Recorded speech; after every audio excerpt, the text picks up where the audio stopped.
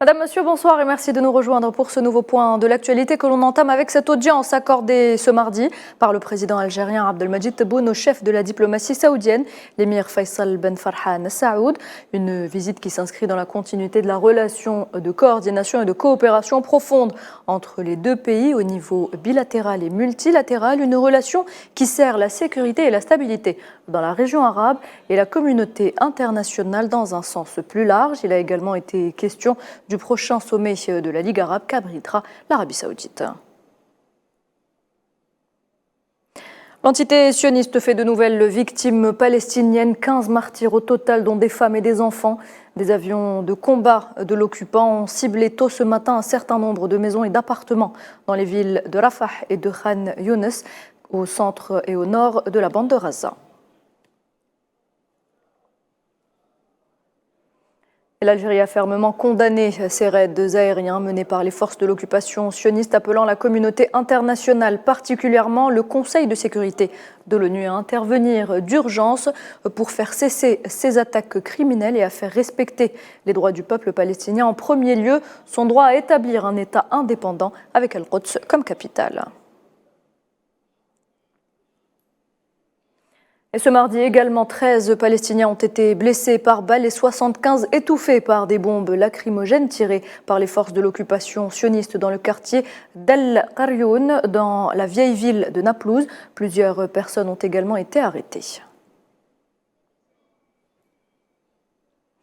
Autre peuple opprimé, le peuple sahraoui, qui subit lui aussi la répression de l'occupant marocain. Le parti travailliste norvégien a d'ailleurs rappelé lors de sa conférence nationale qui s'est tenue du 4 au 6 mai au centre des congrès d'Oslo que l'occupation marocaine du Sahara occidental est une violation du droit international, considérant que le territoire doit maintenant accéder à l'indépendance.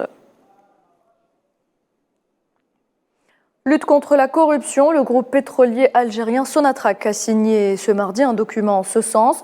Le groupe adopte une politique de tolérance zéro vis-à-vis de la corruption sous toutes ses formes et dans l'ensemble de l'entreprise. Elle vise à mettre en place des mécanismes de contrôle et de prévention qui proscrivent la corruption et contribuent à promouvoir une culture d'éthique dans les différentes transactions et activités de la Sonatrach. La Banque extérieure d'Algérie ouvrira une filiale en France à la fin du mois de juillet. En parallèle, 2 banques seront créées au Sénégal et en Mauritanie, fruit d'un partenariat de 4 banques publiques. L'annonce a été faite par le ministre algérien des Finances. Il a souligné le caractère stratégique de ce déploiement au double plan politique et économique. Et les affrontements armés se sont poursuivis hier dans la capitale soudanaise, Khartoum, alors que l'armée soudanaise et les forces paramilitaires en pourparlers à Jeddah ne sont toujours pas arrivés à un accord.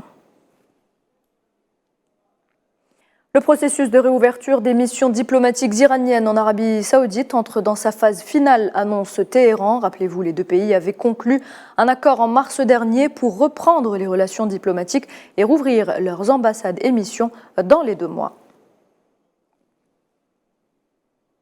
La Russie célèbre ce mardi le jour de la victoire, un jour qui marque la signature à Berlin de l'acte de capitulation de l'Allemagne nazie face aux troupes alliées. Comme de coutume, un grand défilé a été organisé à Moscou. Cette journée a également été marquée par le discours du président russe, Vladimir Poutine, qui s'est adressé aux militaires présents sur la place Rouge et aux soldats engagés dans l'opération spéciale dans le Donbass. Et pendant ce temps, la présidente de la Commission européenne, Ursula von der Leyen, est arrivée à Kiev pour marquer la journée de l'Europe et afficher son soutien au président ukrainien Volodymyr Zelensky. Et voilà, c'est la fin de ce point de l'actualité. Merci de l'avoir suivi. Je vous retrouve à 19h pour le journal de la rédaction.